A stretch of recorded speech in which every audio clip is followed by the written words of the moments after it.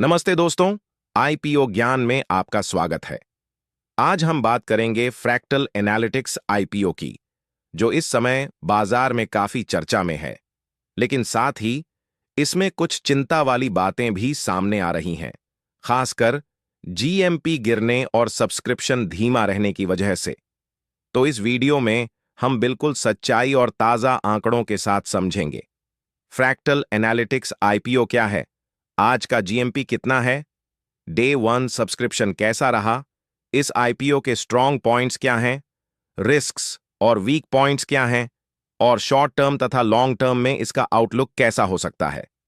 चलिए शुरू करते हैं। सबसे पहले बेसिक डिटेल्स। फ्रैक्टल एनालिटिक्स का आईपीओ खुल चुका है। इसका प्राइस बैंड है ₹857 से ₹900 प्रति शेयर और कुल इश्यू साइज लगभग 2,834 करोड़ रुपए के आसपास बताया गया है। यह कंपनी भारत की एक प्रमुख आर्टिफिशियल इंटेलिजेंस और डेटा साइंस फर्म है और इसे भारत की पहली प्योर प्ले एआई आईपीओ कंपनियों में से एक माना जा रहा है। अब बात करते हैं सबसे जरूरी अपडेट की, सब्सक्रिप्शन स्टेटस।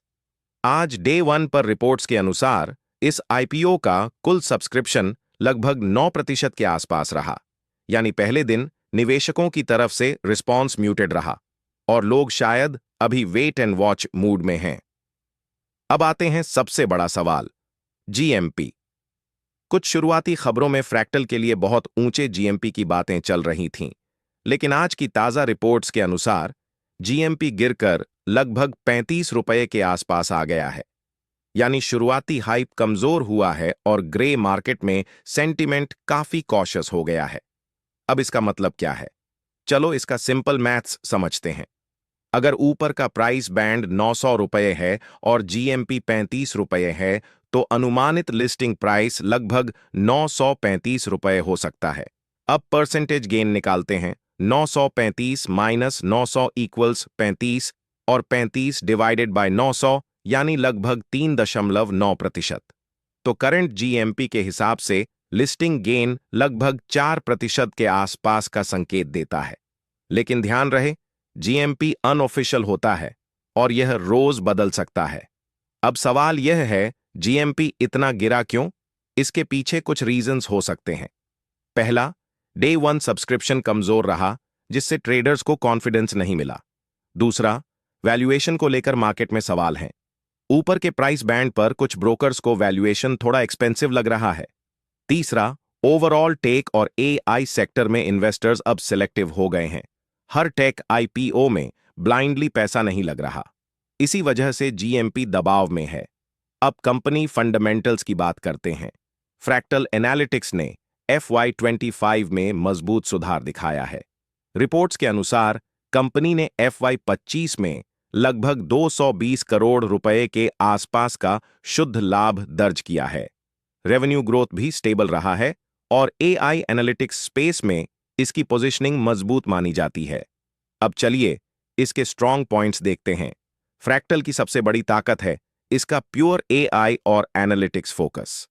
कंपनी बड़े बैंक्स और ग्लोबल ब्रांड्स के साथ काम करती है और डेटा ड्रिवन डिसीजन मेकिंग में इसकी स्ट्रॉन्ग पकड़ है।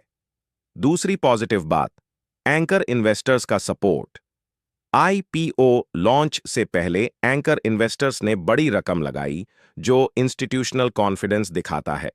तीसरी बात, एआई सेक्टर लॉन्ग टर्म में भारत और ग्लोबल लेवल पर तेजी से ग्रो कर रहा है और फ्रैक्टल उस ग्रोथ थीम का हिस्सा है।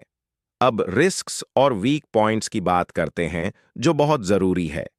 सबसे पहला रिस्क है क्लाइंट कॉन्सेंट्रेशन। कंपनी का रेवेन्यू कुछ बड़े क्लाइंट्स पर ज्यादा डिपेंड करता है। अगर कोई बड़ा क्लाइंट निकल जाए तो इंपैक्ट हो सकता है। दूसरा रिस्क वैल्यूएशन का है। अगर वैल्यूएशन बहुत ज्यादा हो तो शॉर्ट टर्म में लिस्टिंग गेन्स लिमिटेड रह सकते हैं। तीसरा रिस्क मार्केट सेंटिमेंट का है। अगर ओवरऑल बाजार रिस्क ऑफ मूड में चला गया तो टेक और एआईआईपीओएस पर प्रेशर आ सकता है। और चौथा, सब्सक्रिप्शन ट्रेंड फिलहाल स्लो है, जो डिमांड को लेकर कॉशियस संकेत देता है। अब ब्रोकर्स और मार्केट एक्सपेक्टेशंस की बात करें।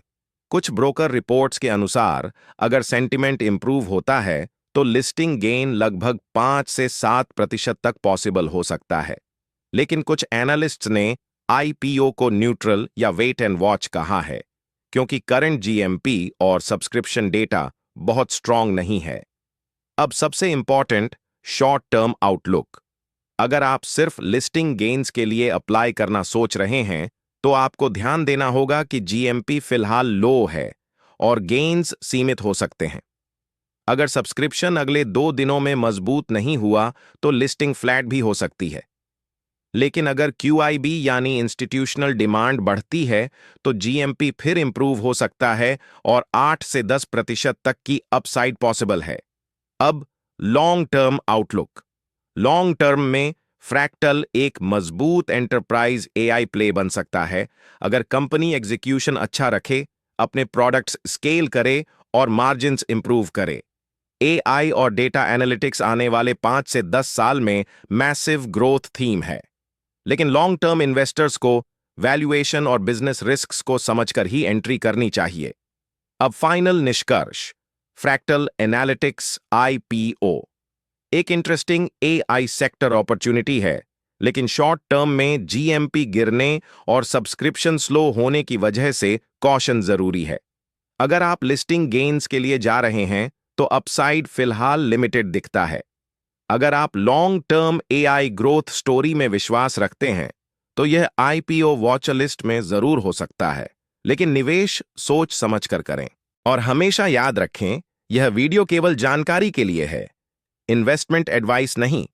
आपको क्या लगता है, फ्रैक्टल आईपीओ में अप्लाई करना चाहिए या अवॉइड? अगर आपको यह वीडियो हेल्पफुल लगा हो, तो प्लीज लाइक करें, शेयर करें और कमेंट में अपनी राय जरूर बताएं। और ऐसे ही डेली आईपीओ और जीएमपी अपडेट्स के लिए आईपीओ ज्ञान को सब्सक्राइब करें और बेल आइकॉन जरूर दबाएं। धन्यवाद।